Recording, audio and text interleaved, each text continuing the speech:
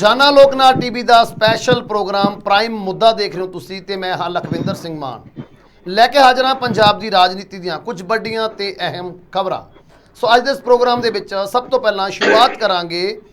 ਇੱਕ ਉਸ ਟਵੀਟ ਦੇ ਨਾਲ, ਜਿਸ ਟਵੀਟ ਦੇ ਵਿੱਚ ਭਗਵੰਤ ਮਾਨ ਲੋਕਾਂ ਨੂੰ ਇੱਕ ਚੇਤਾਵਨੀ ਦਿੰਦੇ ਹੋਏ ਨਜ਼ਰ ਆਏ ਨੇ। ਸੋ ਕੀ ਉਹਨਾਂ ਨੇ ਟਵੀਟ ਕੀਤਾ, ਕਿਸ ਤਰ੍ਹਾਂ ਦੀ ਚੇਤਾਵਨੀ ਹੈ ਤੇ ਕਿਸ ਮਾਮਲੇ ਨੂੰ ਲੈ ਕੇ ਉਹਨਾਂ ਨੇ ਪੰਜਾਬੀਆਂ ਨੂੰ ਚੇਤਾਵਨੀ ਦਿੱਤੀ ਹੈ, ਇਸ ਬਾਰੇ ਗੱਲਬਾਤ ਕਰਾਂਗੇ। ਤੇ ਨਾਲ ਹੀ ਨਾਲ ਗੱਲਬਾਤ ਕਰਾਂਗੇ ਨਵਜੋਤ ਸਿੰਘ ਸਿੱਧੂ ਦੀ, ਜਿਹੜੇ ਕਿ ਇਸ ਟਵੀਟ ਦੇ ਉੱਪਰ ਮੋਹਰ ਲਾਉਂਦੇ ਨਜ਼ਰ ਆਏ ਨੇ। ਸੋ ਉਹਨਾਂ ਨੇ ਵੀ ਇੱਕ ਟਵੀਟ ਕੀਤਾ ਗਾ। ਇਸ ਟਵੀਟ ਨੂੰ ਲੈ ਕੇ ਕੀ ਆ ਉਹਨਾਂ ਦਾ ਟਵੀਟ, ਕਿਹੜੀ ਸੁਰ ਦੇ ਵਿੱਚ ਸੁਰ ਮਿਲਾਈ ਹੈ ਨਵਜੋਤ ਸਿੰਘ ਸਿੱਧੂ ਨੇ ਭਗਵੰਤ ਮਾਨ ਦੀ ਤੇ ਕਿਉਂ ਮਿਲਾਈ ਹੈ, ਇਸ ਬਾਰੇ ਵਿਸਥਾਰ ਦੇ ਨਾਲ ਚਰਚਾ ਕਰਾਂਗੇ ਉਸ ਪੰਥਕ ਇਕੱਠ ਦੀ, ਜਿਹੜਾ ਕਿ ਅੱਜ ਅੰਮ੍ਰਿਤਸਰ ਦੇ ਵਿੱਚ ਹੋਇਆ ਸੀ। ਉਸ ਪੰਥਕ ਇਕੱਠ ਦੇ ਵਿੱਚ ਕੌਣ ਸ਼ਾਮਿਲ ਹੋਇਆ ਤੇ ਕਿੰਨਾ ਕਾਰਨਾਂ ਕਰਕੇ ਇਹ ਪੰਥਕ ਇਕੱਠ ਦੇ ਵਿੱਚ ਪੂਰਾ ਸ਼੍ਰੋਮਣੀ ਅਕਾਲੀ ਦਲ ਅਤੇ ਸਿੱਖ ਬੁੱਧੀਜੀਵੀ ਇਕੱਠੇ ਹੋਏ ਨੇ। ਆਖਰ ਮਨਸ਼ਾ ਕੀ ਹੈ, ਇਸ ਬਾਰੇ ਵੀ ਗੱਲਬਾਤ ਕਰਾਂਗੇ। ਤੇ ਨਾਲ ਹੀ ਨਾਲ ਗੱਲਬਾਤ ਕਰਾਂਗੇ ਅਰਵਿੰਦ ਕੇਜਰੀਵਾਲ ਦੀ। ਅਰਵਿੰਦ ਕੇਜਰੀਵਾਲ ਜਿਨ੍ਹਾਂ ਨੇ ਕਿ ਨਸ਼ੇ ਦੇ ਉੱਪਰ ਇੱਕ ਵੱਡਾ ਵਿਵਾਦ ਦੇ ਦਿੱਤਾ, ਜਿਸ ਵਿਵਾਦਤ ਬਿਆਨ ਦੇ ਨਾਲ ਕੇਜਰੀਵਾਲ ਦੀ ਇਸ ਬਿਆਨ ਦੇ ਨਾਲ ਭਗਵੰਤ ਮਾਨ ਦੀਆਂ ਮੁਸ਼ਕਿਲਾਂ ਵੀ ਵੱਧ ਸਕਦੀਆਂ ਨੇ। ਆਖਰ ਉਹ ਬਿਆਨ ਕੀ ਹੈ, ਇਸ ਬਾਰੇ ਵੀ ਵਿਸਥਾਰ ਦੇ ਨਾਲ ਚਰਚਾ ਕਰਾਂਗੇ। ਤੇ ਚਰਚਾ ਕਰਨ ਦੇ ਲਈ ਮੇਰੇ ਨਾਲ ਜੁੜੇ ਹੋਏ ਨੇ ਪ੍ਰੋਫੈਸਰ ਮਨਜੀਤ ਅਣਖੀ ਜੀ। ਸਭ ਤੋਂ ਪਹਿਲਾਂ ਸਵਾਗਤ ਕਰਦੇ ਹਾਂ ਅਣਖੀ ਜੀ, ਸਵਾਗਤ ਹੈ ਪ੍ਰੋਗਰਾਮ ਦੇ ਵਿੱਚ। बहुत बहुत शुक्रिया मान साहब। सो अणखी सर, ਅੱਜ ਜੇਕਰ ਗੱਲ ਕਰੀਏ ਭਗਵੰਤ ਮਾਨ ਵੱਲੋਂ ਸਾਡੇ ਸੀਐਮ ਸਾਹਿਬ ਨੇ ਮਾਨਯੋਗ, ਉਹਨਾਂ ਦੇ ਵੱਲੋਂ ਇੱਕ ਪੰਚਾਇਤੀ ਜ਼ਮੀਨਾਂ ਨੂੰ ਲੈ ਕੇ ਇੱਕ ਟਵੀਟ ਕੀਤਾ ਗਿਆ ਸੀ, ਜਿਸ ਦੇ ਵਿੱਚ ਉਹ ਇੱਕ ਡੈਡਲਾਈਨ ਦਿੰਦੇ ਹੋਏ ਨਜ਼ਰ ਆਏ ਨੇ ਉਹਨਾਂ ਲੋਕਾਂ ਦੇ ਲਈ ਜਿਨ੍ਹਾਂ ਲੋਕਾਂ ਨੇ ਪੰਚਾਇਤੀ ਜ਼ਮੀਨਾਂ ਦੇ ਉੱਪਰ ਧੱਕੇ ਨਾਲ ਕਬਜ਼ਾ ਕੀਤਾ ਹੋਇਆ ਹੈ। ਸੋ ਕਹਿੰਦੇ ਹੋਏ ਨਜ਼ਰ ਆਏ ਨੇ ਵੀ ਇਹ ਜ਼ਮੀਨਾਂ 31 ਮਈ ਤੱਕ ਤੁਸੀਂ ਖਾਲੀ ਕਰ ਦਿਓ, ਨਹੀਂ ਉਸ ਤੋਂ ਬਾਅਦ ਪਰਚੇ ਵੀ ਦਿੱਤੇ ਜਾਣਗੇ ਤੇ ਨਾਲ ਮੁਆਵਜ਼ਾ ਵੀ ਲਿਆ ਜਾਏਗਾ। ਸੋ ਦੂਸਰੇ ਪਾਸੇ ਇਸ ਸੁਰ ਦੇ ਉੱਪਰ ਸੁਰ ਮਿਲਾਉਂਦੇ ਹੋਏ ਨਵਜੋਤ ਸਿੰਘ ਸਿੱਧੂ ਦੇ ਵੱਲੋਂ ਵੀ ਟਵੀਟ ਕੀਤਾ ਗਿਆ। ਉਹਨਾਂ ਨੇ ਵੀ ਇਸ ਗੱਲ ਨੂੰ ਜਾਇਜ਼ ਠਹਿਰਾਇਆ ਤੇ ਨਾਲ ਹੀ ਨਾਲ ਉਹਨਾਂ ਨੇ ਕਿਹਾ ਵੀ ਜ਼ਮੀਨਾਂ ਦੇ ਨਾਲ ਜਿਹੜੇ ਰਹਿائشੀ ਨੇ ਜਾਂ ਕਹੀਏ ਵੀ ਅਰਬਨ ਪ੍ਰੋਪਰਟੀਜ਼ ਨੇ, ਉਹਨਾਂ ਦੇ ਉੱਪਰ ਵੀ ਕਾਰਵਾਈ ਹੋਣੀ ਚਾਹੀਦੀ ਹੈ ਤੇ ਉਹਨਾਂ ਦੀ ਵੀ ਜਾਂਚ ਕਰਵਾ ਲੈਣੀ ਚਾਹੀਦੀ ਹੈ। ਕਿਵੇਂ ਦੇਖ ਰਹੇ ਹੋ ਤੁਸੀਂ ਇਹਨਾਂ ਦੋ ਟਵੀਟਾਂ ਨੂੰ? ਕਿ ਇਹ ਦੋ ਟਵੀਟ ਜੋ 2-3 ਦਿਨ ਪਹਿਲਾਂ ਇਹਨਾਂ ਦੀ ਮੀਟਿੰਗ ਹੋਈ ਸੀ ਉਸ ਦੇ ਸੰਦਰਭ ਦੇ ਵਿੱਚ ਤਾਂ ਨਹੀਂ, ਇੱਕ ਦੂਜੇ ਨਾਲ ਸੁਰ ਮਿਲਦੇ ਹੋਏ ਕਿਵੇਂ ਨਜ਼ਰ ਆ ਰਹੇ ਨੇ? ਕਿਵੇਂ ਦੇਖ ਰਹੇ ਹੋ ਦੋ ਟਵੀਟਾਂ ਨੂੰ? ਇਹ ਦੋ ਸੁਰ ਹੁਣ ਇੱਕ ਹੁੰਦੇ ਕਿਵੇਂ ਨਜ਼ਰ ਆ ਰਹੇ ਨੇ? ਮਾਨ ਸਾਹਿਬ, ਜਿਹੜੀ ਸਥਿਤੀ ਹੈ ਦੋਵਾਂ ਦੀ, ਦੋਵਾਂ ਨੇਤਾਵਾਂ ਦੀ, ਬੀਤੇ ਜਦੋਂ ਦੀ ਸਰਕਾਰ ਆਮ ਆਦਮੀ ਪਾਰਟੀ ਦੀ ਸਰਕਾਰ ਬਣੀ ਸੀ ਉਦੋਂ ਦੋਵਾਂ ਨੇਤਾਵਾਂ ਦੀ ਜਿਹੜੀ ਸਥਿਤੀ ਸੀ ਬਿਲਕੁਲ ਅਲੱਗ-ਅਲੱਗ ਸੀ ਜੀ। ਨਵਜੋਤ ਸਿੱਧੂ ਆਪਣੀ ਆਦਤ ਦੇ ਅਨੁਸਾਰ ਭਗਵੰਤ ਸਿੰਘ ਮਾਨ ਨੂੰ ਹਰ ਮੁੱਦੇ ਤੇ ਘੇਰਦੇ ਰਹੇ, ਹਰ ਮੁੱਦੇ ਤੇ ਆਵਾਜ਼ ਉਠਾਈ ਉਹਨਾਂ ਨੇ ਔਰ ਹਰ ਮੁੱਦੇ ਤੇ ਘੇਰਨ ਦਾ ਯਤਨ ਕੀਤਾ ਔਰ ਬੜੇ ਕੜੜੇ ਸ਼ਬਦਾਂ ਦੇ ਵਿੱਚ ਆਲੋਚਨਾ ਵੀ ਜਿਹੜੀ ਹੈ ਭਗਵੰਤ ਮਾਨ ਦੀ ਉਹਨਾਂ ਵੱਲੋਂ ਕੀਤੀ ਜਾਂਦੀ ਰਹੀ ਹੈ। ਪਰ ਬੀਤੇ ਜਿਸ ਦਿਨ ਉਹ ਮੁਲਾਕਾਤ ਕਰਕੇ ਆਏ ਔਰ ਜਦੋਂ ਮੁਲਾਕਾਤ ਕਰਨ ਤੋਂ ਬਾਅਦ ਪ੍ਰੈਸ ਨੂੰ ਮੁਖਾਤਬ ਹੁੰਦਿਆਂ ਉਹਨਾਂ ਨੇ ਇੰਨੀ ਗੱਲ ਕਹੀ ਕਿ ਮੈਂ ਭਗਵੰਤ ਮਾਨ ਨੂੰ ਮਿਲ ਕੇ ਆਇਆ, ਉਹ ਪਹਿਲਾਂ ਵਰਗਾ ਹੀ ਆ, ਤਾਂ ਉਹ ਮੀਟਿੰਗ ਸਕਾਰਾਤਮਕ ਸੀ। ਤਾਂ ਉਸ ਮੀਟਿੰਗ ਦੇ ਵਿੱਚ ਉਹਨਾਂ ਨੇ ਕੁਝ ਮੁੱਦੇ ਉਠਾਏ ਜਿਨ੍ਹਾਂ ਦੇ ਵਿੱਚ ਮਾਈਨਿੰਗ ਦਾ ਮੁੱਦਾ ਸੀ, ਠੇਕੇਦਾਰੀ ਸਿਸਟਮ ਨੂੰ ਖਤਮ ਕਰਨ ਦਾ ਮੁੱਦਾ ਸੀ ਔਰ ਉਹਦੇ ਨਾਲ ਹੀ ਨਾਲ ਕੁਝ ਹੋਰ ਮੁੱਦੇ ਸਨ ਜਿਹੜੇ ਪੰਜਾਬ ਦੀ ਆਰਥਿਕਤਾ ਨੂੰ ਸੁਧਾਰ ਸਕਦੇ ਆ। ਤਾਂ ਉਹਨਾਂ ਨੇ ਇੰਨੀ ਗੱਲ ਕਹੀ ਕਿ ਮੈਂ ਭਗਵੰਤ ਮਾਨ ਦੇ ਨਾਲ ਹਾਂ, ਜੇਕਰ ਉਹ ਪੰਜਾਬ ਦਾ ਕੰਮ ਕਰੇਗਾ, ਬੇਸ਼ੱਕ ਉਹ ਪੰਜਾਬ ਮਾਡਲ ਜਿਹੜਾ ਉਹਨਾਂ ਨੇ ਬਣਾਇਆ ਉਸ ਨੂੰ ਵਰਤ ਲੈਣ, ਮੈਂ ਉਹਨਾਂ ਦੀ ਸ਼ਲਾਘਾ ਕਰਾਂਗਾ। ਉਸੇ ਤਰੀਕੇ ਦੇ ਨਾਲ ਭਗਵੰਤ ਮਾਨ ਦੀ ਸਰਕਾਰ ਵੱਲੋਂ ਬੀਤੇ ਕੁਝ ਦਿਨਾਂ ਤੋਂ ਜਿਹੜੀਆਂ ਪੰਚਾਇਤੀ ਜ਼ਮੀਨਾਂ ਨੇ ਉਹਨਾਂ ਉੱਤੇ ਕਬਜ਼ੇ ਜਿਹੜੇ ਛਡਾਏ ਜਾ ਰਹੇ ਆ। ਅੱਜ ਭਗਵੰਤ ਮਾਨ ਉਹਨਾਂ ਦਾ ਇੱਕ ਟਵੀਟ ਆਉਂਦਾ ਕਿ ਜਿਹਦੇ ਵਿੱਚ ਉਹ ਕਲੀਅਰ ਕੱਟ ਪੰਜਾਬ ਵਾਸੀਆਂ ਨੂੰ ਇੱਕ ਚੇਤਾਵਨੀ ਦਿੰਦੇ ਆ ਕਿ 31 ਮਈ ਤੱਕ ਜਿਨ੍ਹਾਂ ਦੇ ਵੀ ਨਜਾਇਜ਼ ਕਬਜ਼ੇ ਹਨ ਉਹ ਸਾਰੇ ਆਪੋ ਆਪਣੇ ਖਤਮ ਕਰ ਦੂ। ਉਹ ਜਿਹੜਾ ਅਧਿਕਾਰ ਆ ਉਹ ਜਿਨ੍ਹਾਂ ਦਾ ਹੈਗਾ ਸਰਕਾਰੀ ਅਦਾਰਿਆਂ ਨੂੰ ਦੇ ਦਿੱਤਾ ਜਾਵੇ। ਜੇਕਰ ਤੁਸੀਂ 31 ਮਈ ਤੱਕ ਅਜਿਹਾ ਨਾ ਕੀਤਾ ਤਾਂ ਬਕਾਇਦਾ ਤੌਰ ਤੇ ਜੋ ਵੀ ਪਰਚੇ ਵੀ ਦਰਜ ਹੋਣਗੇ, ਜੁਰਮਾਨੇ ਵੀ ਪਾਉਣਗੇ। ਇਹ ਟਵੀਟ ਆਉਂਦਾ। ਉਸ ਤੋਂ ਬਾਅਦ ਨਵਜੋਤ ਸਿੱਧੂ ਉਹਨਾਂ ਦਾ ਟਵੀਟ ਆਉਂਦਾ ਜਿਹਦੇ ਵਿੱਚ ਉਹ ਕਾਖਦੇ ਨੇ ਕਿ ਸ਼ਹਿਰੀ ਅਰਬਨ ਆਬਾਦੀ ਦੇ ਵਿੱਚ ਬਹੁਤ ਸਾਰੀਆਂ ਇਹੋ ਜਿਹੀ ਪ੍ਰਾਪਰਟੀਜ਼ ਨੇ ਕਿ ਜਿਹੜੀਆਂ ਲੀਜ਼ ਦੇ ਉੱਤੇ ਦਿੱਤੀਆਂ ਨੇ ਪਰ ਨਾ ਕੋਈ ਲੀਜ਼ ਦਾ ਰਿਕਾਰਡ ਆ, ਨਾ ਹੀ ਪਤਾ ਹੈ ਕਿਹਦੇ ਨਾਂ ਤੇ ਕਿਹਦੇ ਨਾਂ ਤੇ ਨਹੀਂ। ਤੇ ਇਸ ਤਰੀਕੇ ਨਾਲ ਕਰੋੜਾਂ ਅਰਬਾਂ ਖਰਬਾਂ ਦੀਆਂ ਸ਼ਹਿਰੀ ਖੇਤਰ ਦੇ ਵਿੱਚ ਜਿਹੜੀਆਂ ਜ਼ਮੀਨਾਂ ਨੇ ਨਜਾਇਜ਼ ਤਰੀਕੇ ਨਾਲ ਲੋਕਾਂ ਕੋਲ ਨੱਪੀਆਂ ਨੇ ਤੇ ਜੇ ਸਰਕਾਰ ਉਹਨਾਂ ਜ਼ਮੀਨਾਂ ਨੂੰ ਖਾਲੀ ਕਰਾ ਲੈਂਦੀ ਆ ਤੇ ਕੁਦਰਤੀ ਤੌਰ ਤੇ ਸਰਕਾਰ ਦਾ ਜਿਹੜਾ ਮਾਲੀਆ ਉਹ ਵਾਧਾ, ਸਰਕਾਰ ਦਾ ਜਿਹੜਾ ਖਜ਼ਾਨਾ ਉਹ ਵਾਧਾ। ਤੇ ਸਰਕਾਰ ਨੂੰ ਇਹਦੇ ਸੰਬੰਧੀ ਠੋਸ ਕਾਰਵਾਈ ਜਿਹੜੀ ਕਰਨੀ ਚਾਹੀਦੀ ਹੈ। ਤੇ ਨਾਲ ਹੀ ਉਹਨਾਂ ਨੇ ਇਹ ਵੀ ਗੱਲ ਕਹੀ ਕਿ ਜਿਹੜੀਆਂ ਕੁਝ ਪਿੰਡੂ ਖੇਤਰਾਂ 'ਚ ਕੋਈ ਜ਼ਮੀਨਾਂ ਨੇ,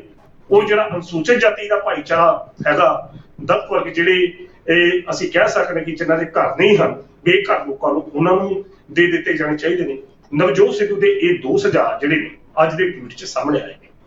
ਹੁਣ ਦੂਜੇ ਪਾਸੇ ਭਗਵੰਤ ਮਾਨ ਹੁਣ ਉਸ ਤੋਂ ਪਹਿਲਾਂ ਕਰਦੇ ਨੇ। ਕਹਿਣ ਦਾ ਅਰਥ ਆ ਕਿ ਜਿਹੜਾ ਸਵਾਲ ਤੁਸੀਂ ਮੈਨੂੰ ਪੁੱਛਣ ਦਾ ਯਤਨ ਕੀਤਾ ਕਿ ਕੀ ਇਹ ਉਸ ਦਿਨ ਦੀ ਮੀਟਿੰਗ ਦਾ ਸਿੱਟਾ ਨੇ, ਕਿ ਦੋਵੇਂ ਇੱਕ ਦੂਜੇ ਦੀ ਸੋਚ ਸੁਰ ਮਿਲਾਉਂਦੇ ਨਜ਼ਰ ਆਏ ਨੇ। ਜੇਕਰ ਉਪਰੀ ਨਜ਼ਰੇ ਵੇਖੀਏ ਤਾਂ ਨਜ਼ਰ ਸਧਾਰਨ ਤੌਰ ਤੇ ਤਾਂ ਇਹੋ ਹੀ ਲੱਗਦਾ ਕਿ ਪੰਜਾਬ ਦੇ ਵਿੱਚ ਹੁਣ ਦੋ, ਜੇਕਰ ਅਸੀਂ ਕਹਿ ਸਕਦੇ ਕਿ ਨੇਤਾ ਅਜਿਹੇ ਨੇ ਕਿ ਜਿਹੜਾ ਇੱਕ ਤਾਂ ਮੁੱਦਿਆਂ ਦੀ ਜਿਹੜੀ ਗੱਲ ਆ ਆਪਣੀ ਆਵਾਜ਼ ਰਾਹੀਂ ਸਰਕਾਰਾਂ ਨੂੰ ਘੇਰਦਾ, ਤੇ ਦੂਜੇ ਪਾਸੇ ਉਹ ਵਿਅਕਤੀ ਆ ਜਿਹੜਾ ਖੁਦ ਸਰਕਾਰ ਆ। ਤਾਂ ਹੁਣ ਜੇਕਰ ਇਹ ਹੁਣ ਆਪਣੀ ਆਈ ਤੇ ਆ ਕੇ ਨਹੀਂ, ਇੱਕ ਬੰਦਾ ਆਵਾਜ਼ ਉਠਾ ਕੇ ਆਪਣੀ ਮਾਫ ਕਰਦਾ ਆਪਣੇ ਮੁੱਦਿਆਂ ਨੂੰ ਆਵਾਜ਼ ਦੇ ਰੂਪ ਦੇ ਵਿੱਚ ਸਰਕਾਰ ਦੇ ਕੰਨਾਂ ਤੱਕ ਪਹੁੰਚਾਉਂਦਾ, ਤੇ ਦੂਜਾ ਜਿਹੜਾ ਮੁੱਖ ਮੰਤਰੀ ਆ ਉਹ ਆਪਣੀ ਕਾਰਵਾਈ ਦੇ ਨਾਲ ਜਿਹੜੀ ਸਰਕਾਰੀ ਪ੍ਰਾਪਰਟੀ ਨੂੰ ਛਡਾਉਣ ਦੀ ਤਿਆਰੀ ਕਰ ਰਿਹਾ, ਤਾਂ ਕੁਦਰਤੀ ਤੌਰ ਤੇ ਪੰਜਾਬ ਦੇ ਲੋਕ ਜਿਹੜੇ ਨੇ ਇਸ ਗੱਲ ਨੂੰ ਚੰਗੀ ਤਰ੍ਹਾਂ ਮਹਿਸੂਸ ਕਰਨਗੇ, ਕਿ ਸ਼ਲਾਘਾ ਕਰਨਗੇ ਕਿ ਇਹ ਕੰਮ ਠੀਕ ਹੋ ਰਿਹਾ, ਉਹ ਚੰਗਾ ਹੋ ਰਿਹਾ, ਕਿ ਪੰਜਾਬ ਦੇ ਭਲੇ ਵਾਸਤੇ ਜਿਹੜੀ ਵੀ ਗੱਲ ਅਗਰ ਹੁੰਦੀ ਆ ਤਾਂ ਚੰਗੀ ਗੱਲ ਹੈਗੀ ਆ। ਬਾਕੀ ਇੱਕ ਉਸ ਮੀਟਿੰਗ ਦੇ ਵਿੱਚ ਹੋਰ ਵੀ ਬਹੁਤ ਕੁਝ ਅਜਿਹੀਆਂ ਗੱਲਾਂ ਹੋਈਆਂ ਹੋਣਗੀਆਂ ਮਾਨ ਸਾਹਿਬ, ਜਿਹੜੀਆਂ ਆਉਂਦਿਆਂ ਦਿਨਾਂ ਦੇ ਵਿੱਚ ਸਾਹਮਣੇ ਆਉਣਗੀਆਂ। ਖਾਸ ਤੌਰ ਤੇ ਤੁਹਾਨੂੰ ਯਾਦ ਹੋਵੇਗਾ ਭਗਵੰਤ ਮਾਨ ਉਹਨਾਂ ਨੇ ਮਾਫ ਕਰਦਾ ਨਵਜੋਤ ਸਿੱਧੂ ਉਹਨਾਂ ਨੇ ਉਸ ਦਿਨ ਪ੍ਰੈਸ ਕਾਨਫਰੰਸ 'ਚ ਇੰਨੀ ਗੱਲ ਕਹੀ, ਮਾਫ ਕਰਦਾ ਪੱਤਰਕਾਰਾਂ ਨਾਲ ਗੱਲਬਾਤ ਕਰਦੇ ਆ, ਇੰਨੀ ਗੱਲ ਕਹੀ ਕਿ ਹਾਂ ਵੀ ਮੈਂ ਉਹਨੂੰ ਕਿਹਾ ਕਿ ਚੱਕ ਕੇ ਅੰਦਰ ਕਰ ਦੇ ਉਹੋ ਜਿਹੀਆਂ ਫਾਈਲਾਂ ਜਿਹੜੀਆਂ ਮੈਂ ਕੈਪਟਨ ਅਮਰਿੰਦਰ ਸਿੰਘ ਨੂੰ ਵੀ ਦਿੰਦਾ ਰਿਹਾ, ਪਰ ਉਹਨਾਂ ਫਾਈਲਾਂ ਤੇ ਕਾਰਵਾਈ ਨਹੀਂ ਕਰਦਾ, ਤੇ ਕਾਕਾ ਚੁੱਕ ਹੁਣ ਤੋਂ ਕਾਰਵਾਈ ਕਰ, L1 ਦੀ ਲਾਇਸੈਂਸ ਲੈ, ਬਹੁਤ ਕੁਝ ਇਹੋ ਜਿਹੀਆਂ ਗੱਲਾਂ ਕੀਤੀਆਂ ਨਵਜੋਤ ਸਿੱਧੂ ਨੇ। ਤੇ ਕਾਰਵਾਈ ਜਿਹੜੀ ਆ ਉਸ ਦਿਨ ਦੀ ਲੱਗਦਾ ਕਿ ਉਸੇ ਦਿਨ ਹੀ ਸ਼ੁਰੂ ਹੋ ਚੁੱਕੀ ਸੀ, ਕਿਉਂਕਿ ਇੱਕ ਪਾਸੇ ਤਾਂ ਮੀਟਿੰਗ ਚੱਲਦੀ ਪਈ ਸੀ ਤੇ ਦੂਜੇ ਪਾਸੇ ਲਾਲਜੀਤ ਸਿੰਘ ਭੁੱਲਰ ਜਿਹੜੀ ਪ੍ਰੈਸ ਕਾਨਫਰੰਸ ਕਰਕੇ OP ਸੋਨੀ ਤੇ ਪੰਜਾਬ ਪ੍ਰਦੇਸ਼ ਕਾਂਗਰਸ ਕਮੇਟੀ ਦੇ ਪ੍ਰਧਾਨ ਜਿਹੜੇ ਨੇ ਕੈਪਟਨ ਮਾਫ ਕਰਦਾ ਰਾਜਾ ਵੜਿੰਗ ਦੇ ਖਿਲਾਫ ਇਨਕੁਆਇਰੀ ਜਾਂਚ ਕਰਾਉਣ ਦੇ ਹੁਕਮਾਂ ਦੀ ਜਿਹੜੀ ਉਹ ਗੱਲ ਕਰ ਰਹੇ ਸਨ। ਕਹਿਣ ਦਾ ਅਰਥ ਹੈ ਕਿ ਜਿਹੜੀ ਉਹ ਮੀਟਿੰਗ ਹੋਈ ਆ ਦੋਵਾਂ ਦੀ ਨੇਤਾਵਾਂ ਦੀ, ਭਗਵੰਤ ਮਾਨ ਦੀ ਤੇ ਨਵਜੋਤ ਸਿੱਧੂ ਦੀ, ਉਹਦੇ ਵਿੱਚ ਬਹੁਤ ਕੁਝ ਇਹੋ ਜਿਹਾ ਪੱਕਿਆ ਆ ਦੋਵਾਂ ਨੇਤਾਵਾਂ ਦੀ ਆਪਸੀ ਸਹਿਮਤੀ ਦੇ ਨਾਲ ਕਿ ਦਾਲ ਖਿਚੜੀ ਜਿਹੜੀ ਬਣ ਗਈ ਆ ਹੁਣ ਵਰਤਾਉਣੀ ਪਤਾ ਨਹੀਂ ਕਦੋਂ ਸ਼ੁਰੂ ਕਰਨੀ ਆ। ਅੱਜ ਦੇ ਜਿਹੜੇ ਇਹ ਟਵੀਟ ਆਏ ਨੇ ਪ੍ਰਾਪਰਟੀ ਦੇ ਸੰਦਰਭ ਦੇ ਵਿੱਚ, ਜਿਸ ਤਰੀਕੇ ਨਾਲ ਨਵਜੋਤ ਸਿੱਧੂ ਨੇ ਦੱਸਿਆ ਕਿ ਇੰਨੇ % ਦੀ ਜਿਹੜਾ ਮਾਲੀਆ ਸ਼ਹਿਰੀ ਖੇਤਰਾਂ ਦੀ ਆਬਾਦੀ ਤੋਂ ਵੱਧ ਆ, ਤੇ ਕੁਦਰਤੀ ਤੌਰ ਤੇ ਸਰਕਾਰ ਦਾ ਜਿਹੜਾ ਖਜ਼ਾਨਾ ਉਹਦੇ ਨਾਲ ਮਜ਼ਬੂਤ ਹੁੰਦਾ। ਕੀ ਇਹ ਮੁੱਦੇ ਪਹਿਲਾਂ ਸਰਕਾਰਾਂ ਨਹੀਂ ਸਨ ਜਾਣਦੀਆਂ? ਕੀ ਇਹ ਮੁੱਦੇ ਨਵਜੋਤ ਸਿੱਧੂ ਅੱਜ ਦਾ ਪ੍ਰੈਸ ਦੇ ਸਾਹਮਣੇ ਆਣ ਕੇ ਠੁੰਦੇ ਰਹੇ ਨੇ? ਸ਼ਾਇਦ ਇਸੇ ਕਰਕੇ ਠਾ ਰਹੇ ਨੇ ਕਿ ਭਗਵੰਤ ਮਾਨ ਨੇ ਇਹਦੇ ਸੰਬੰਧੀ ਸਟੈਂਡ ਲਿਆ, ਸ਼ਾਇਦ ਇਸ ਕਰਕੇ ਨਵਜੋਤ ਸਿੱਧੂ ਨੇ ਇਹਦੇ ਪ੍ਰਤੀ ਆਪਣੀ ਆਵਾਜ਼ ਪੱਖੀ ਆਵਾਜ਼ ਉਠਾਈ ਹੈ, ਕਿਉਂਕਿ ਨਵਜੋਤ ਸਿੱਧੂ ਨੇ ਹਮੇਸ਼ਾ ਇਹ ਗੱਲ ਕਹੀ ਕਿ ਜੇਕਰ ਭਗਵੰਤ ਮਾਨ ਪੰਜਾਬ ਦਾ ਕੋਈ ਕੰਮ ਕਰੂਗਾ ਮੈਂ ਨੰਗੇ ਪੈਰੀ ਉਹਦੇ ਕੋਲ ਜਾਣ ਨੂੰ ਤਿਆਰ ਹਾਂ। ਉਸ ਸੰਦਰਭ 'ਚ ਵੇਖਿਆ ਜਾ ਸਕਦਾ। ਕਹਿਣ ਦਾ ਅਰਥ ਹੈ ਕਿ ਜੇਕਰ ਅੱਜ ਦੀ ਭਗਵੰਤ ਮਾਨ ਸਰਕਾਰ ਅਜਿਹੇ ਮੁੱਦੇ ਹੱਲ ਚੁੱਕੇ ਆ ਜਿਨ੍ਹਾਂ ਮੁੱਦਿਆਂ ਤੋਂ ਪੰਜਾਬ ਦਾ ਮਾਲੀਆ ਵੱਧਦਾ, ਤੇ ਜਿਨ੍ਹਾਂ ਦੇ ਮੁੱਦਿਆਂ ਦੇ ਉੱਤੇ ਨਵਜੋਤ ਸਿੰਘ ਸਿੱਧੂ ਵਰਗਾ ਬੰਦਾ ਵੀ ਭਗਵੰਤ ਮਾਨ ਦੇ ਨਾਲ ਖਲੋਤਾ ਨਜ਼ਰ ਆਉਂਦਾ, ਤੇ ਫਿਰ ਮਾਨ ਸਾਹਿਬ ਕੁਦਰਤੀ ਤੌਰ ਤੇ ਬੀਤੇ ਲਾਉਣਗੇ ਜਿਹੜੀਆਂ ਸਰਕਾਰਾਂ ਨੇ ਉਹਨਾਂ ਦੀ ਕਾਰਜਸ਼ੈਲੀ ਤੇ, ਉਹਨਾਂ ਦੀ ਕਾਰਜਕਾਰੀ ਤੇ, ਉਹਨਾਂ ਦੀ ਨੇਕ ਨੀਤੀ ਦੇ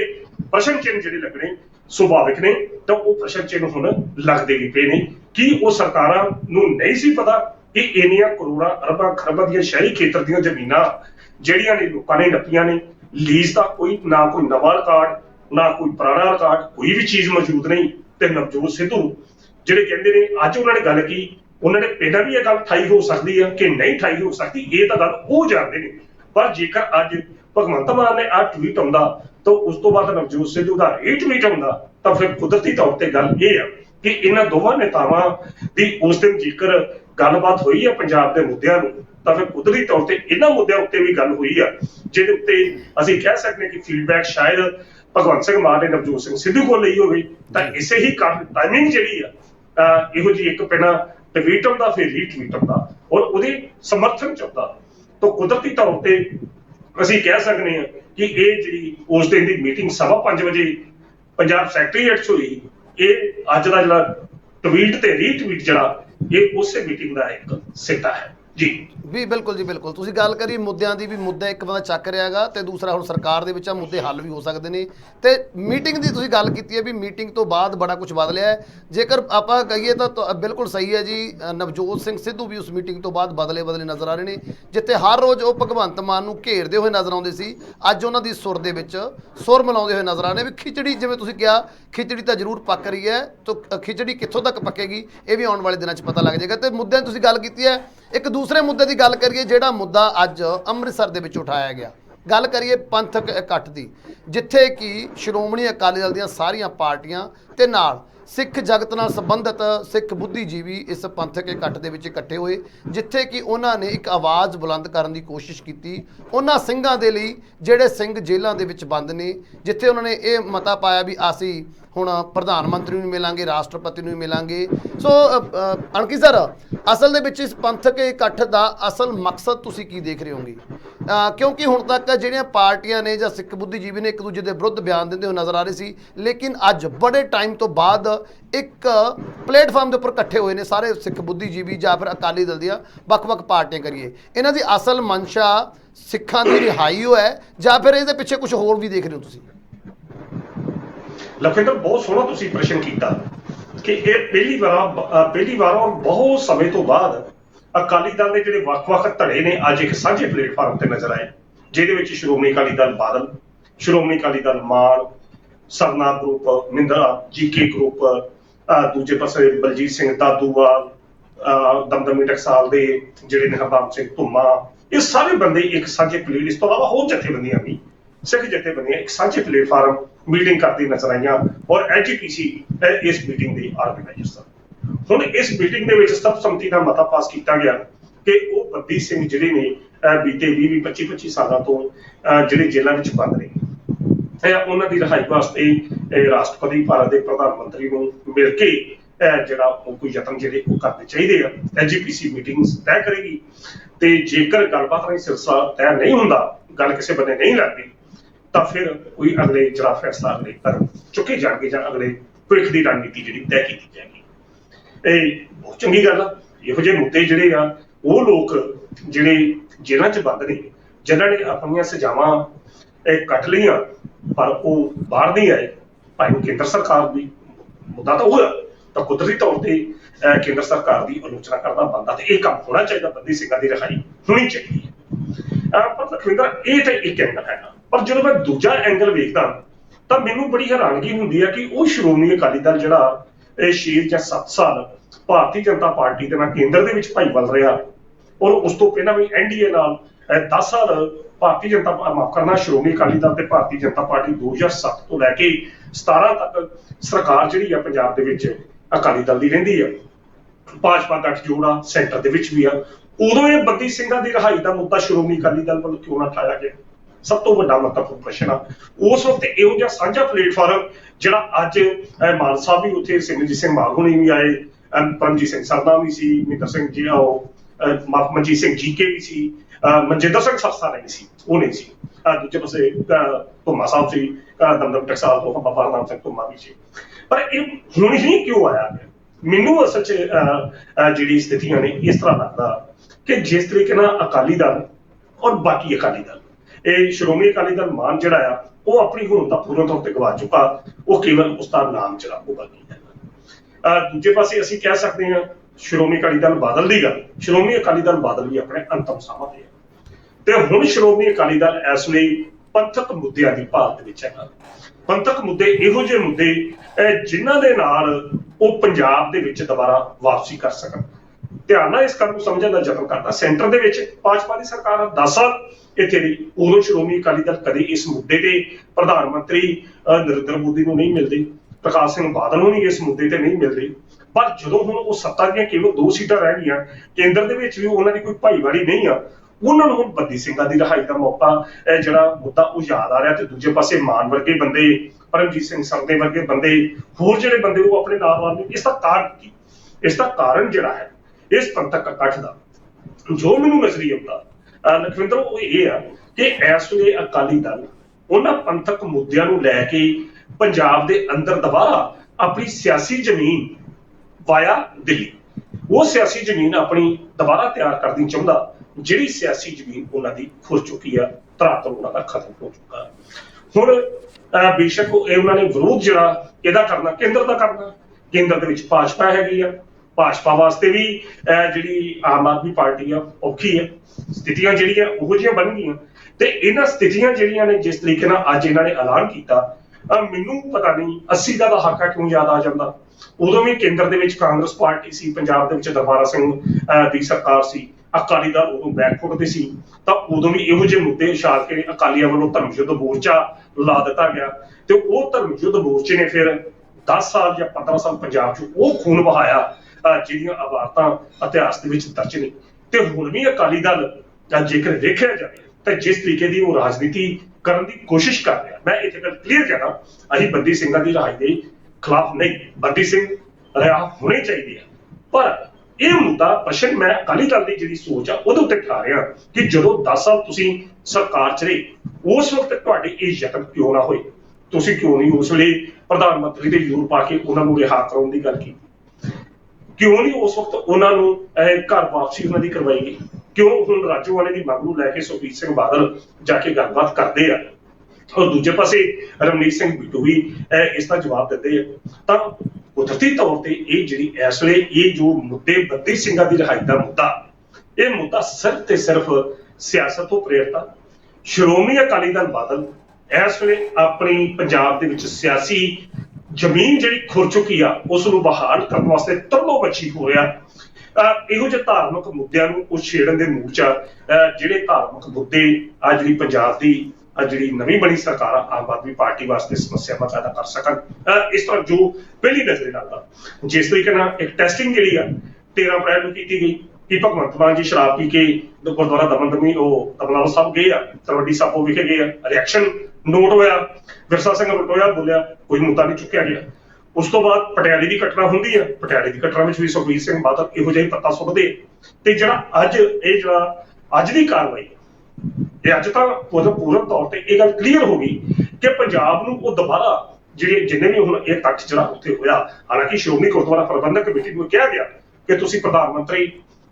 ਔਰ ਦੂਜੇ ਪਾਸੇ ਰਾਸ਼ਟਰਪਤੀ ਨਾਲ ਮੁਲਾਕਾਤ ਕਰਕੇ ਉਹਨਾਂ ਨੂੰ ਬੰਦੀ ਸਿੰਘਾਂ ਦੀ ਰਿਹਾਈ ਹੋਣੀ ਚਾਹੀਦੀ, ਮੁੱਦਾ ਬਿਲਕੁਲ ਹੋਣੀ ਚਾਹੀਦੀ ਹੈ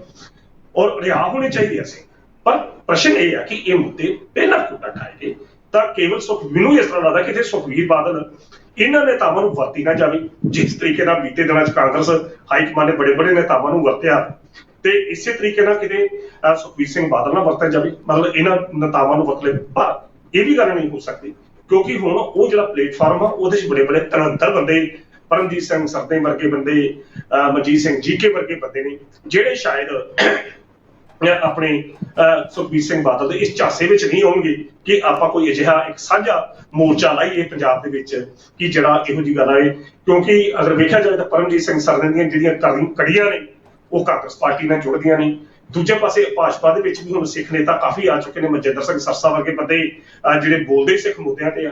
ਤੇ ਭਾਜਪਾ ਦੀ ਵੀ ਇਹ ਕੋਸ਼ਿਸ਼ ਰਹੇਗੀ ਕਿ ਇਹ ਵੀ ਇੱਕ ਬਿਆਨ ਨੂੰ ਤੁਸੀਂ ਸਮਝਣ ਦਾ ਯਤਨ ਕਰਨਾ। ਆਪਣੇ ਲਖਵਿੰਦਰ ਜੀ ਕੱਲ ਜਿਹੜੇ ਆਪਣੇ ਪੰਜਾਬ ਪ੍ਰਦੇਸ਼ ਕਾਂਗਰਸ ਕਮੇਟੀ ਦੇ ਪ੍ਰਧਾਨ ਸੀ, ਉਹਨਾਂ ਦਾ ਇੱਕ ਸਟੇਟਮੈਂਟ ਆਈ ਸੀ ਕਿ ਸਾਡਾ ਅਕਾਲੀ ਦਲ ਨਾਲ ਭਵਿੱਖ ਦੇ ਵਿੱਚ ਕਿਸੇ ਵੀ ਸੂਰਤ ਵਿੱਚ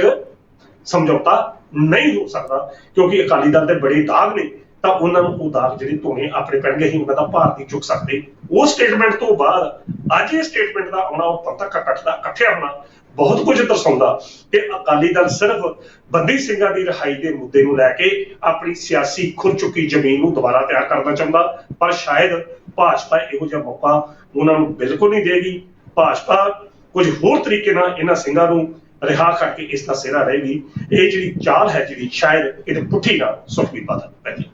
ਬਿਲਕੁਲ ਜੀ ਬਿਲਕੁਲ, ਵੀ ਸਿੰਘਾਂ ਦੀ ਰਿਹਾਈ ਨੂੰ ਲੈ ਕੇ ਜੇ ਆਪਾਂ ਕਹਿ ਦਈਏ, ਜਿਵੇਂ ਤੁਸੀਂ ਗੱਲ ਕੀਤੀ ਹੈ ਵੀ ਸਿਰਫ ਆਪਣਾ ਸਿਆਸੀ ਲਾਹਾ ਲੈਣ ਦੀ ਕੋਸ਼ਿਸ਼ ਕਰ ਰਹੇ ਨੇ, ਤੇ ਕੋਸ਼ਿਸ਼ ਵੀ ਇਕੱਠੇ ਹੋ ਕੇ ਕਰ ਰਹੇ ਨੇ। ਕਿਉਂਕਿ ਜੇਕਰ ਸਾਰੇ ਅਕਾਲੀ ਦਲਾਂ ਦੀ ਆਪਾਂ ਗੱਲ ਕਰੀਏ ਜਾਂ ਫਿਰ ਇਹਨਾਂ ਜਿਹੜੇ ਸਿੱਖ ਜਥੇਬੰਦੀਆਂ ਨੇ ਉਹਨਾਂ ਦੀ ਗੱਲ ਪੋਲੀਟੀਕਲ ਤੌਰ ਤੇ ਗੱਲ ਕਰੀਏ, ਰਾਜਨੀਤਿਕ ਤੌਰ ਤੇ ਗੱਲ ਕਰੀਏ, ਹਾਸ਼ੀਏ ਵੱਲ ਧੱਕੇ ਗਏ ਨੇ। ਹੋ ਸਕਦਾ ਤੁਸੀਂ ਬਿਲਕੁਲ ਸਹੀ ਕਹਿ ਰਹੇ ਹੋ ਵੀ ਜਿਸ ਤਰੀਕੇ ਨਾਲ ਸਾਰੇ ਇਕੱਠੇ ਹੋ ਕੇ ਸਿਰਫ ਇੱਕ ਮੁੱਦਾ ਲਿਆਉਣ ਦੀ ਕੋਸ਼ਿਸ਼ ਕਰ ਰਹੇ ਨੇ, ਕਿਉਂਕਿ ਕਿਸੇ ਤਰ੍ਹਾਂ ਦਾ ਮੁੱਦਾ ਹੱਥਾਂ ਦੇ ਵਿੱਚ ਨਹੀਂ ਹੈਗਾ। ਅਕਾਲੀ ਦਲ ਦੀ ਗੱਲ ਕਰੀਏ ਜਾਂ ਅਮਰਜੀਤ ਸਿੰਘ ਬੈਨ ਦੀ ਗੱਲ ਕਰੀਏ, ਤੇ ਤੁਸੀਂ ਇਹ ਵੀ ਗੱਲ ਬਿਲਕੁਲ ਸਹੀ ਕੀਤੀ ਕਿ ਇਹ ਮੁੱਦਾ ਹੁਣ ਹੀ ਕਿਉਂ ਯਾਦ ਆਇਆ। ਇਹ ਪਹਿਲਾਂ ਮੁੱਦੇ ਕਿੱਥੇ ਚਲੇ ਗਏ ਸੀ? ਇਲੈਕਸ਼ਨ ਵੇਲੇ ਵੀ ਇਹ ਮੁੱਦਾ ਚੁੱਕਣ ਦੀ ਕੋਸ਼ਿਸ਼ ਨਹੀਂ ਕੀਤੀ ਗਈ ਸੀ। ਹਾਂ, ਇੱਕ ਦੂਸਰੇ ਨੂੰ ਭੰਡਣ ਦੀ ਕੋਸ਼ਿਸ਼ ਜ਼ਰੂਰ ਕੀਤੀ ਗਈ ਸੀ, ਚਾਹੇ ਫਿਰ ਆਮ ਆਦਮੀ ਪਾਰਟੀ ਦੀ ਗੱਲ ਕਰੀਏ ਜਾਂ ਫਿਰ ਕਾਂਗਰਸ ਦੀ ਗੱਲ ਕਰੀਏ।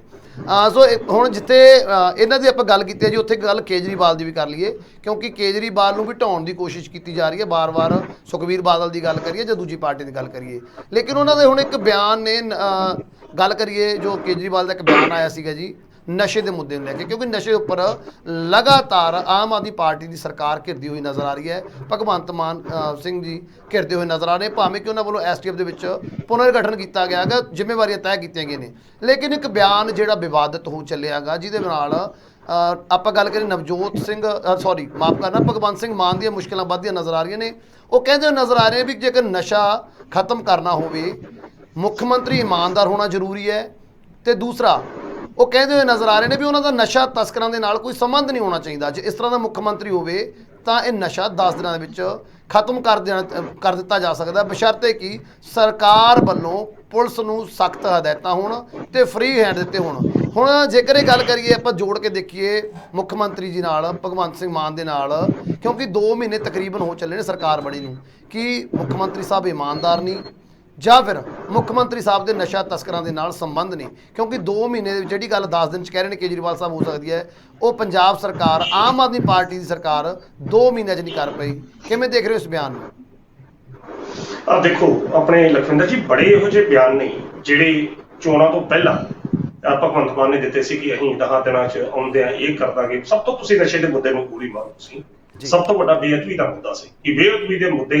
ਜਿਹੜਾ ਸੀ, ਜਿਹੜੇ ਇਨਸਾਫ ਹੈ ਅਸੀਂ 24 ਘੰਟੇ 'ਚ ਦੇ ਦਾਂਗੇ, ਉਹਨਾਂ ਬੰਦਿਆਂ ਨੂੰ ਫੜ ਕੇ ਅੰਦਰ ਦੇ ਦਾਂਗੇ, ਦੋਸ਼ੀਆਂ ਨੂੰ ਫੜ ਕੇ ਇਹ ਕਰ ਦਾਂਗੇ ਉਹ ਕਰ ਦਾਂਗੇ। ਭਗਵੰਤ ਮਾਨ ਉਹਨਾਂ ਨੇ ਨਸ਼ੇ ਦਾ ਵੀ ਵੱਡਾ ਮੁੱਦਾ ਜਿਹੜਾ ਬੇਅਦਬੀਆਂ ਦਾ ਮੁੱਦਾ ਉਹਦੇ ਸਿਫਾਰਸ਼ ਦਿੱਤਾ ਹੈ,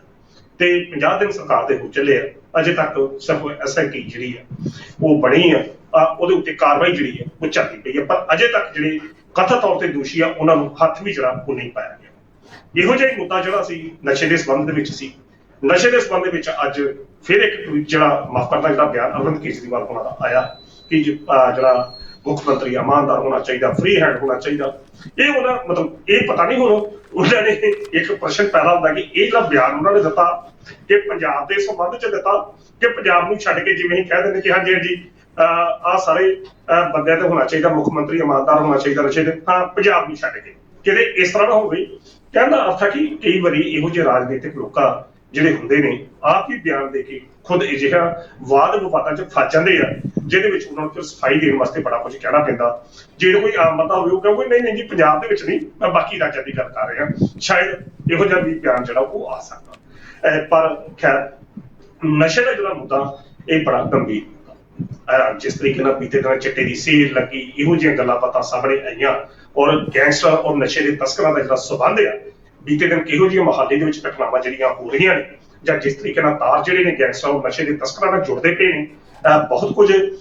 ਹੈਗਾ ਕਿ ਜਿਹਦੇ ਉੱਤੇ ਕਾਰਵਾਈ ਹੋਣੀ ਚਾਹੀਦੀ ਆ। ਅਰਵਿੰਦ ਕੇਜਰੀਵਾਲ ਦੇ ਜੋ ਸ਼ਬਦ ਹਨ ਕਿ 10 ਦਿਨਾਂ 'ਚ ਆਪਾਂ 10-15 ਦਿਨਾਂ ਨੂੰ ਨਹੀਂ ਵੇਖ ਰਹੇ, ਆਪਾਂ ਤਾਂ ਇਹ ਵੇਖਦੇ ਆ ਕਿ ਜੇਕਰ ਤੁਸੀਂ ਅੱਜ ਬਿਆਨ ਦਿੱਤਾ ਤੇ ਜੇਕਰ ਅੱਜ ਹੀ ਏਦਾਂ ਦੀ ਗੱਲ ਹੈ ਤੇ ਘੱਟੋ ਘੱਟ ਜਿਹੜੀ ਪੰਜਾਬ ਸਰਕਾਰ ਆ ਉਹ ਤਾਂ ਗੰਭੀਰ ਹੋ ਕੇ ਇਹਨਾਂ ਮੁੱਦਿਆਂ ਵੱਲ ਧਿਆਨ ਦੇਵੇ, ਕਿਉਂਕਿ ਸਥਿਤੀ ਜਿਹੜੀ ਆ ਹੱਥਾਂ 'ਚੋਂ ਨਿਕਲਦੀ ਜਾ ਰਹੀ ਹੈ।